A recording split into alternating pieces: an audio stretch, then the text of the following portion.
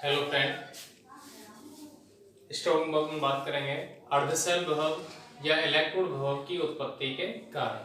हमें कैसे पता लगेगा कि विभव कैसे प्राप्त होता है, कैसे आवेश का पृथक्करण होता है, किस पर विभव नेगेटिव आता है, किस पर पॉजिटिव आता है, वो स्थिति कैसे आएगी।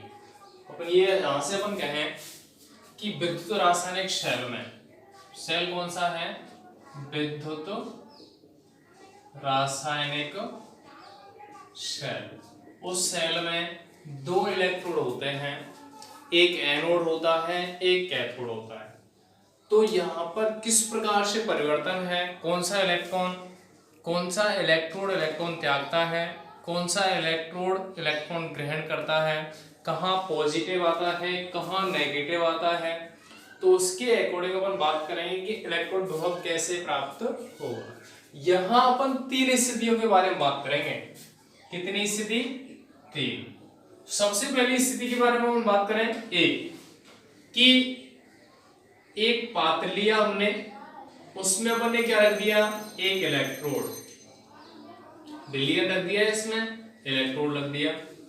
अब यहां से अपन कह रहे हैं कि जब किसी इलेक्ट्रोड को उसके विलयन के संपर्क में लाया जाता है तो वह इलेक्ट्रोड ना तो इलेक्ट्रॉन त्यागता है, ना ही इलेक्ट्रॉन ग्रहण करता है, मतलब किसी प्रकार की अभिक्रिया प्रदर्शित नहीं करता या किसी भी प्रकार का रासायनिक परिवर्तन संपन्न नहीं होता।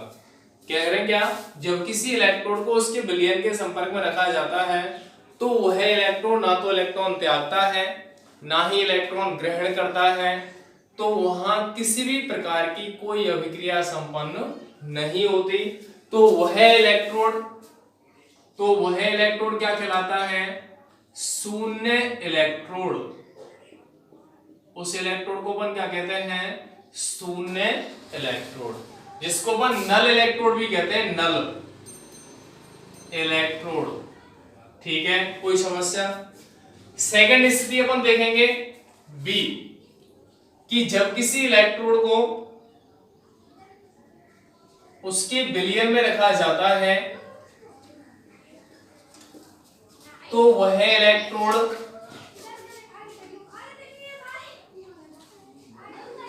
इस इलेक्ट्रोड को किस में रख रहे हैं अपन, विलयन में, तो वह इलेक्ट्रोड क्या कर रहा है,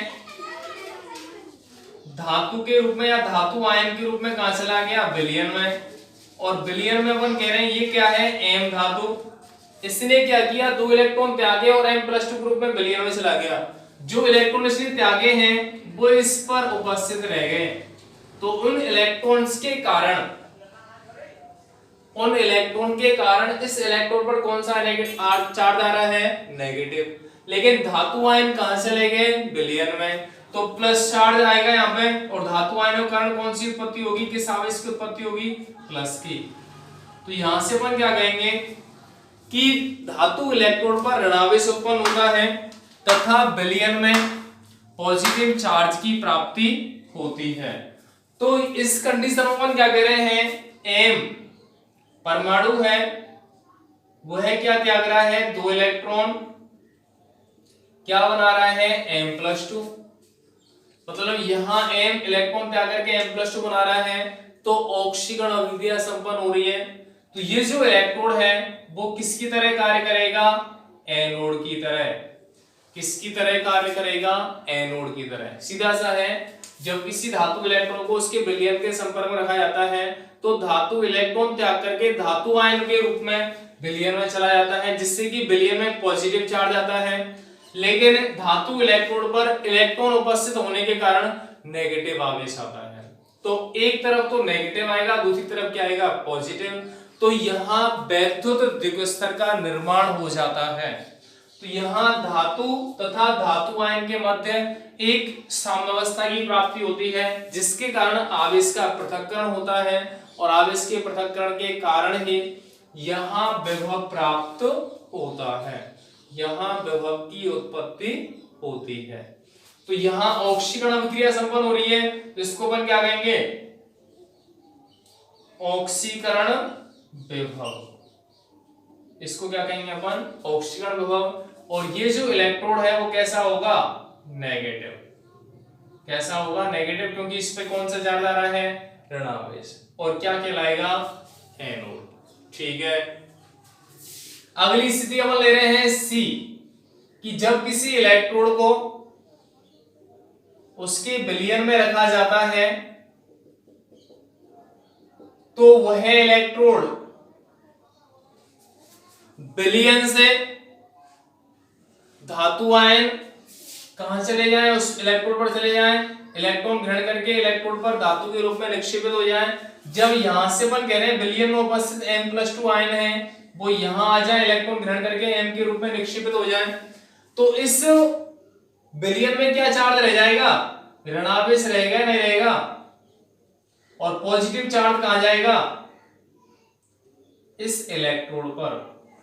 मतलब जब किसी इलेक्ट्रोड को उसके विलयन में रखा जाता है तो विलयन में उपस्थित धातु आयन इलेक्ट्रॉन ग्रहण करके धातु इलेक्ट्रोड पर निक्षेपित हो जाते हैं, जिससे विलयन में ऋणावेश की उत्पत्ति होती है तथा इलेक्ट्रोड पर पॉजिटिव चार्ज उपस्थित होता है, जिससे धातु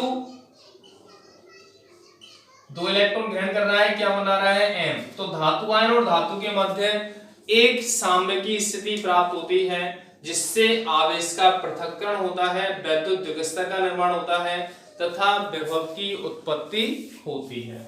अब यहां से पर ये कहें कि इस पर कौन सा आवेश आ रहा है, पॉजिटिव, और पॉजिटिव अगर आ रहा है तो ये इलेक्ट्रोड कौन सा है, कैथोड, क्योंकि यहाँ अभिक्रिया कौन सी है, +2 से M जा रहा है, उसका मतलब धनावेश में क्या आ रही है, कमी।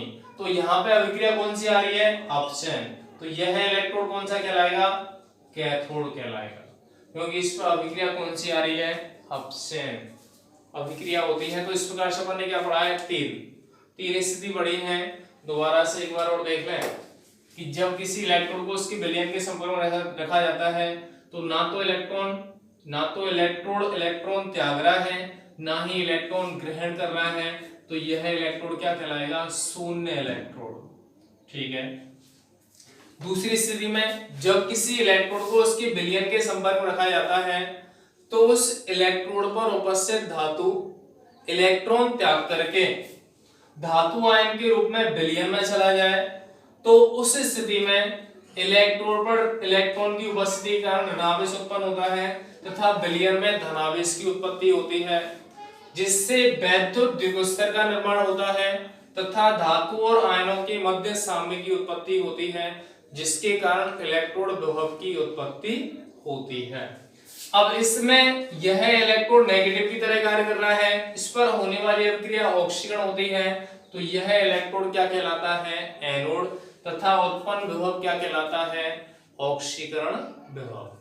अगली स्थिति में जब किसी इलेक्ट्रोड को उसके विलयन के संपर्क में रखा जाता है तो उस विलयन में उपस्थित धातु आयन इलेक्ट्रॉन ग्रहण करके उस इलेक्ट्रोड पर निक्षेपित हो जाते हैं, तो इस स्थिति में विलयन में ऋणावेश की उत्पत्ति होती है तथा इलेक्ट्रोड पर धनावेश आता है, जिससे वैद्युत द्विगस्तर का निर्माण होता है तथा आयन तथा धातु के मध्य साम्य की उत्पत्ति होती है तथा अपचयन विभव प्राप्त होता है। यहाँ इलेक्ट्रोड धनावेशित होता है, जो क्या कहलाता है, कैथोड कहलाता है। तो इस प्रकार से अपन कह सकते हैं कि कहां कैसे विभव की उत्पत्ति होती है। तो सीधा सा है, धातु तथा उसके धातु आयनों के विलयन, धातु तथा धातु आयनों का जो विलयन है उनके मध्य साम्य स्थापित होने पर वैद्युत द्विगस्तर का निर्माण होता है, आवेश का पृथक्करण होता है, जिससे इलेक्ट्रोड विभव की उत्पत्ति होती है। जब इलेक्ट्रोड विभव मिल जाएगा तो दोनों इलेक्ट्रोड के विभव का जो अंतर है उससे अपन क्षय विभव प्राप्त कर सकते हैं। इस प्रकार से अपन कह सकते हैं कि इलेक्ट्रोड विभव की उत्पत्ति किस प्रकार से होती है। तो यहां से अपन कह सकते हैं कि जो स्थिति है ऑक्सीकरण तथा अपचयन, किसी भी इलेक्ट्रोड के लिए ऑक्सीकरण और अपचयन विभव का मान समान होता है लेकिन चिन्ह विपरीत होते हैं। तो सीधा सा है, यहाँ विभव कैसे उत्पन्न हो रहा है, कैसे उत्पत्ति हो रही है, तो ये तीन कंडीशन अपन को ध्यान में रखनी है। एग्जाम्पल अपन ऐसे ले सकते हैं, इसके लिए एग्जाम्पल ले लें जिंक Zn+2, इसके लिए एग्जाम्पल ले लें कॉपर+2 कॉपर। तो इस प्रकार से अपन कह सकते हैं यहाँ पे मान अलग है, यहाँ पे मान अलग है। सेल की उत्पत्ति या इलेक्ट्रोड विभव की उत्पत्ति किस प्रकार से होती है। ठीक है, ये टॉपिक यहाँ पे क्लियर होता है और बात करेंगे नेक्स्ट टॉपिक में। धन्यवाद।